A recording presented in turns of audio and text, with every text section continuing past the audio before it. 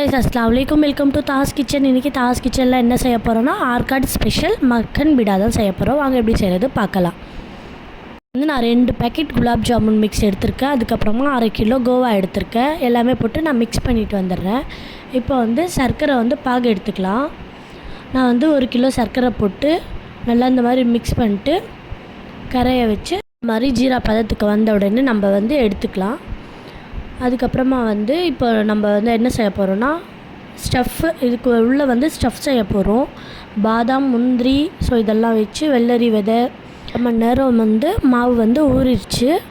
இப்போ ஊறின மாவில் இப்போ நான் செய்கிற மாதிரி நீங்கள் செய்யுங்க. இது ரொம்ப நல்லா இருக்கும். ஆனால் நம்ம இது பெருசு பெருசாக தான் செய்யணும். ஆர்காட்டில் பெருசு பெருசாக இருக்கும், பட் டேஸ்ட்டு சூப்பராக இருக்கும். எனக்கு சேம் அதே மாதிரி தான் டேஸ்ட்லாம் வந்திருந்தது. நீங்களும் இந்த மாதிரி செஞ்சு பாருங்கள் ஒரு வாட்டி, எப்படி இருந்தது அப்படின்ட்டு நீங்கள் கமெண்ட்டில் சொல்லுங்கள். வெடிப்பு இல்லாமல் இந்த மாதிரி செஞ்சுக்குங்க. பட் அது பெருசாக செய்யும்போது கொஞ்சம் லைட்டாக கிராக் விழ தான் செய்யும், அட்ஜஸ்ட் பண்ணிக்கலாம்.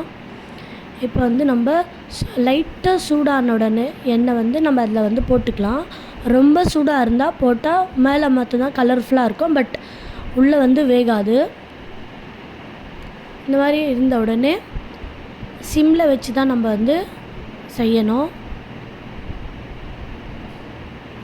இப்போ இந்த மாதிரி கலருக்கு வந்த உடனே நம்ம எடுத்து ஜீராவில் போட்டுக்கலாம். நம்ம ஒன்று ஒன்றா இந்த மாதிரி செஞ்சு போட்டுக்கலாம். ஒன்று ஒன்றா இந்த மாதிரி ஃப்ரை பண்ணி நான் ஒன்றாவே போட்டேன். ஏன் இந்த மாதிரி போட்டேன் அப்படின்னாக்கா அப்போ கொஞ்சம் இருக்கும்போது ஜீராலாம் கொஞ்சம் உள்ளே போகும். ஸோ அதனால் இந்த மாதிரி நான் பண்ணிக்கினேன். நீங்களும் இந்த மாதிரி பண்ணிக்கோங்க.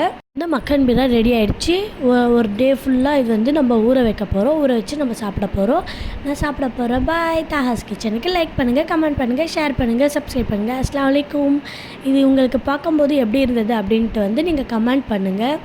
பட் செஞ்சு பார்த்துட்டு கூட கமெண்ட் பண்ணுங்கள். பாய்.